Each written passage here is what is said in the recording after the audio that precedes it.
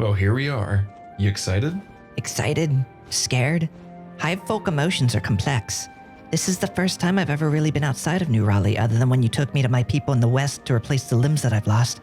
I can't believe I finally get to adventure with the legendary Rook, though. Well, don't get too excited. Our adventure is just running around trying to convince people to go up against probably the most powerful force in the land.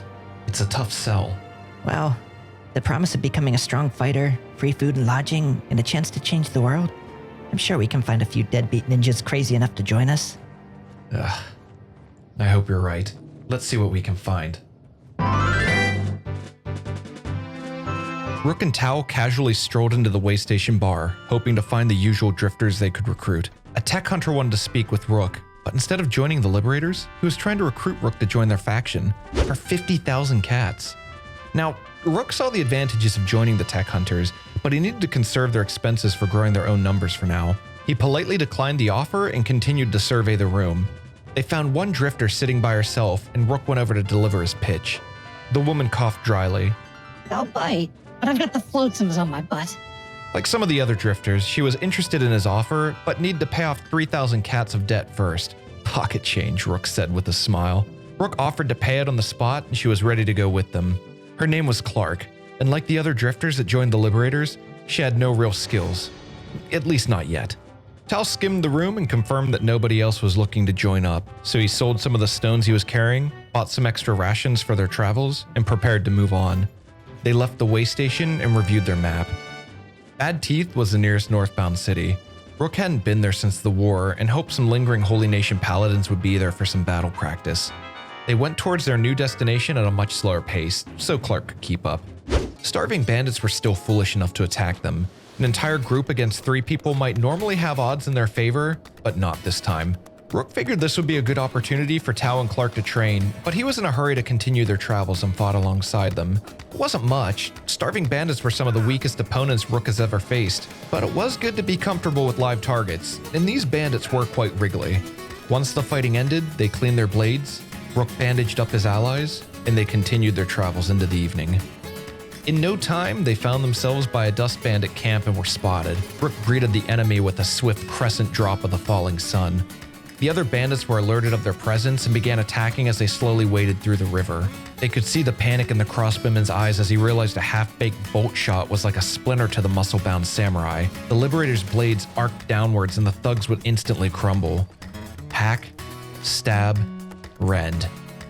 Clark was trying to butt her way in to prove her skills too, but Rook and Tao were protecting her as they marched into the group of remaining bandits. She split off to fight the stragglers outside of the group. Rook provoked the majority of the men while Tao helped to clean up from the outside.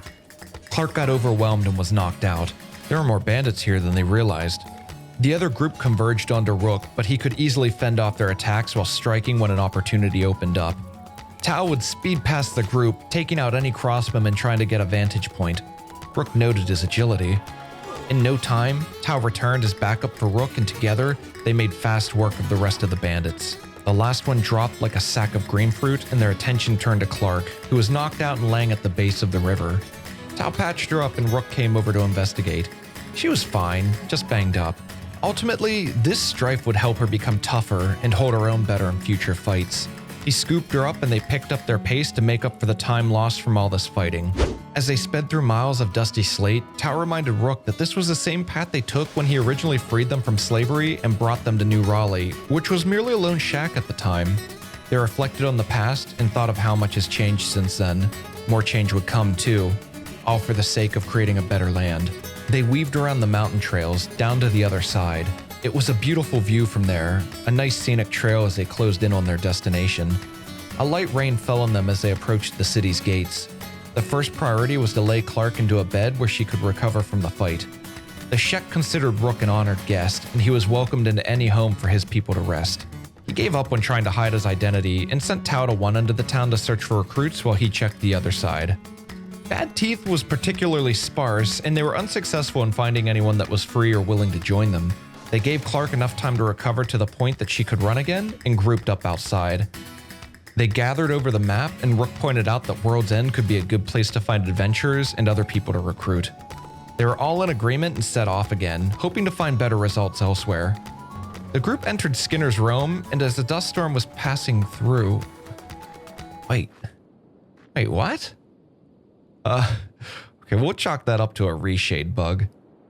Anyways, back at New Raleigh, Ryan and Riven were both working hard at crafting sets of armor for the new recruits. As steel clashed against steel, the two smiths smiled at their schemes. It was arranged so that the Shek fighters would be equipped with Gusoku-style armor and the humans would wear Iron Fortress-style armor. They still had a surplus of weapons though, and Ryan continued focusing most of his efforts at crafting black and chainmail shirts, which offered excellent protection. Yellow Horse was the first to try out their new armor. He changed out his mismatched outfit and swapped it with the pristine Gusoku set. It was much more cohesive and looked great. And the final touch was replacing his chain shirt with better protection, which made him extremely durable. The penalties he received to his stats with his new armor were quite minimal for the coverage it provided, but on the plated shoulders of a Shek, it would feel like cloth. For the skeletons, a specific skeleton frame cover armor set was crafted to provide them with maximum coverage for their unique bodies. Rockius was the first skeleton to don the new armor. It was definitely bulkier than his dust coat, but his hulking presence would cast fear into anyone foolish enough to face him. The skeleton troops would be much better equipped moving forward.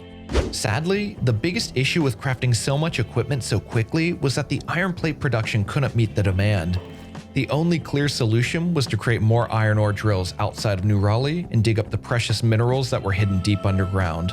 The mountainside outside of the North Gate was rich with ore, so they planned out 3 new drills to be constructed.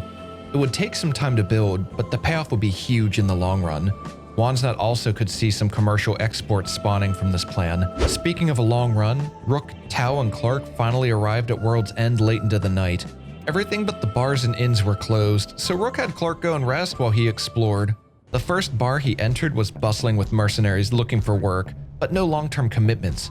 He thought he was out of luck until a lone skeleton caught his eye, sitting at a table minding his own business.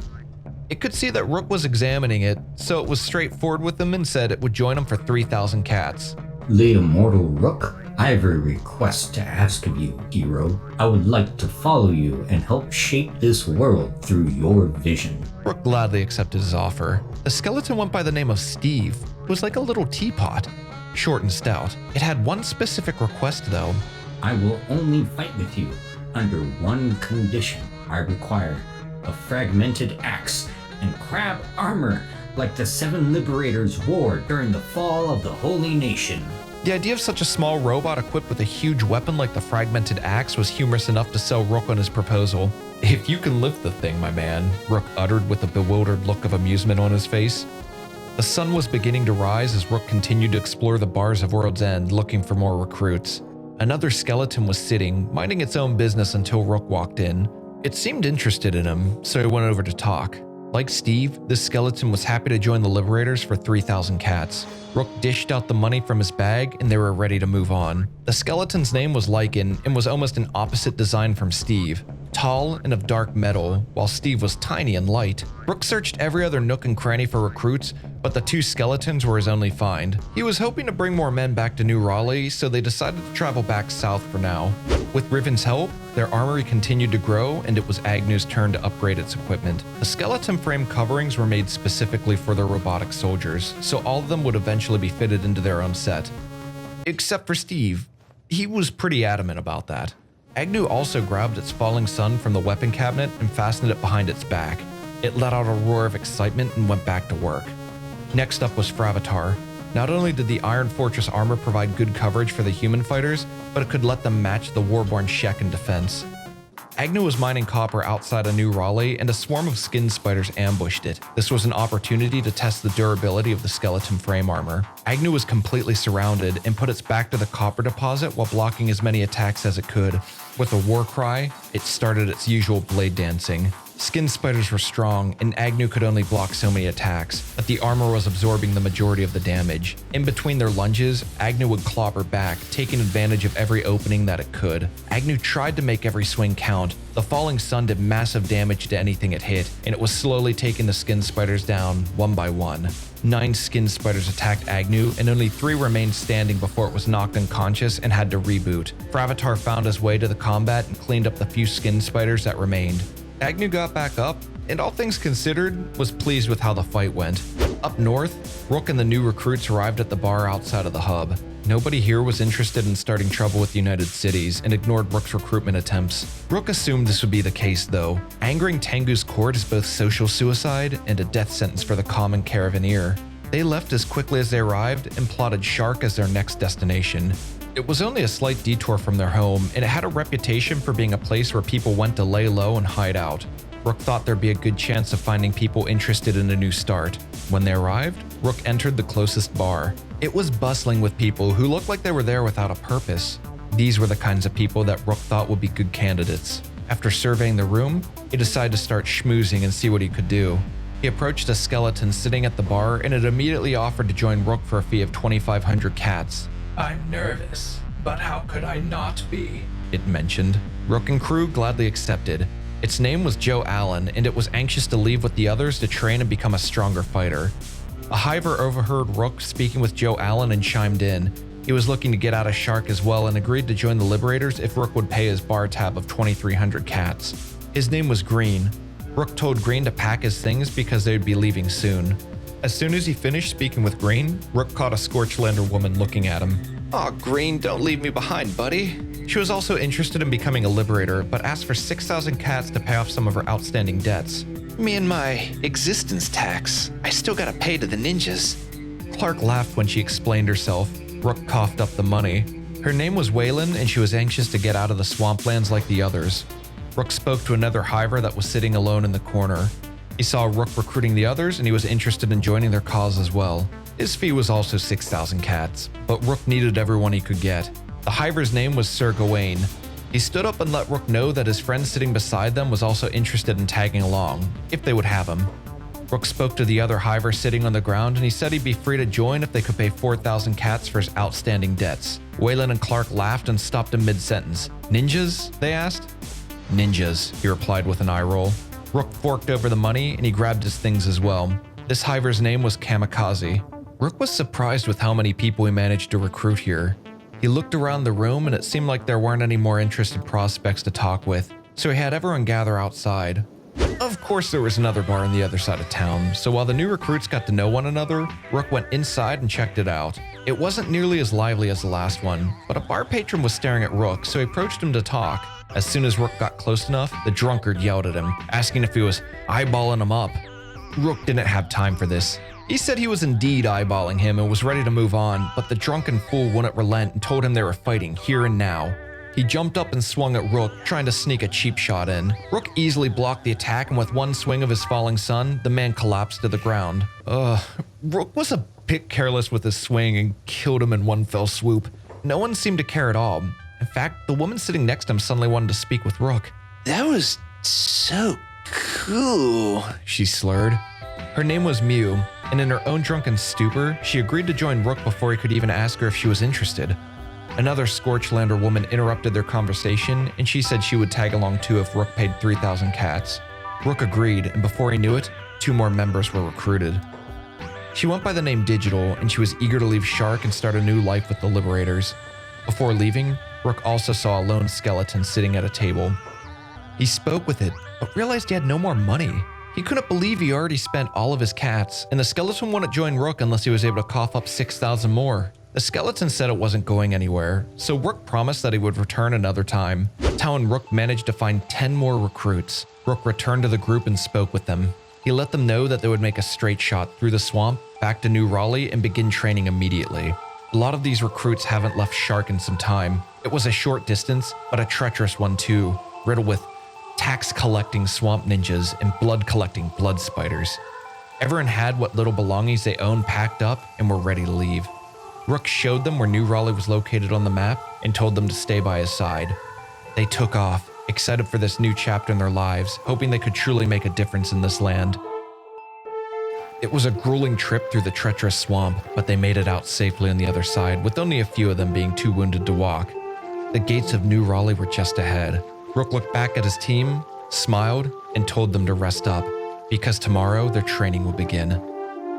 I hope you enjoyed this episode. I want to thank my new script editor, Logan S., who goes by @LoganSands12 on Twitter and NinjaSpoon17 on my Discord server.